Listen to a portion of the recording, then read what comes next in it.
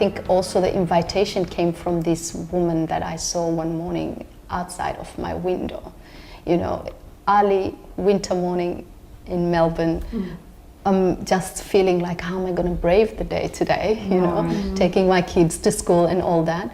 And then all of a sudden I see this woman who's in lycra, you know, pushing a pram with one hand. She has, you know, the leash of a dog in another hand, perfect makeup on her face. She's running. She's like, wow. And I'm like, wow, how does she do that? And somehow I feel that that woman passed on a permission slip for me, going, if I can do it, you can too. So that became an invitation as well for me to understand more the brides, you know, the woman in lycra. Wow. And I think that is where I went, oh, you know what? I really want to go and see the Australian mom in her natural habitat. Yes, which is lycra, walking around. To lycra in these big, beautiful homes. Yeah. So I worked in Brighton homes, and later on I worked in aged care centres. And I think the stories and the what I saw behind the closed doors made me aware of, oh my God, there's a less apparent truth here as well. Because I was cleaning these really beautiful homes that no one practically lived in them. And then I went to aged care centres and I felt like, oh my God, the wisdom of the community is away from the community. It's away from the community. Very different from what I know. And then I went into shopping malls and the kids were, you know, roaming in shopping malls until, you know, late in the evening, where, you know, they wouldn't go home because no one was at home. And, you know, reading about young children committing suicide. What do they know about life?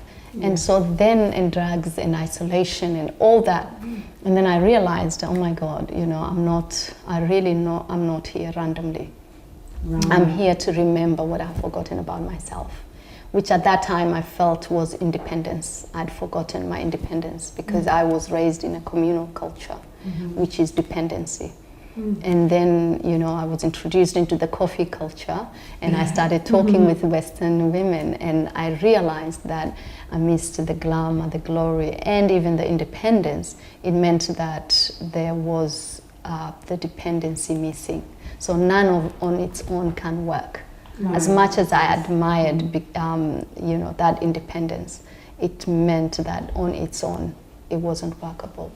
But when we add the two together, then that's when we have that interdependence, that self-actualization, where I know that I can do my own thing, but I'm also part of a whole.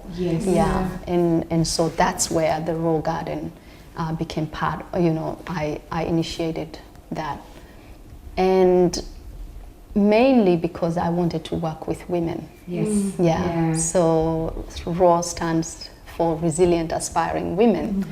But if you read RAW backwards, it's war. And it was the war that women harbor in their hearts that stops them from being resilient and from, you know, finding their aspirations. Incredible. It was incredible. Because you literally opened up your own yard. You know, like no fence and beautiful, you know, and everything you planted in there had a reason. It was deliberate, it was intentional. And the intentions behind it was the fact that women really needed circles. You know, I remembered my grandmother used to hold circles. Like in Somali culture, we have something called Shah and Sheko. And literally it's what we're doing here. It's tea and stories. So, and in those spaces, I realized that there were incredible traditions and rituals that were carried out. There was a bit of ceremonial acts that were done. And it was very nurturing for women because any woman could come and she could feel safe and talk about, you know, what she was going through for that day, or maybe for that month, or the kind of support and help that she needed.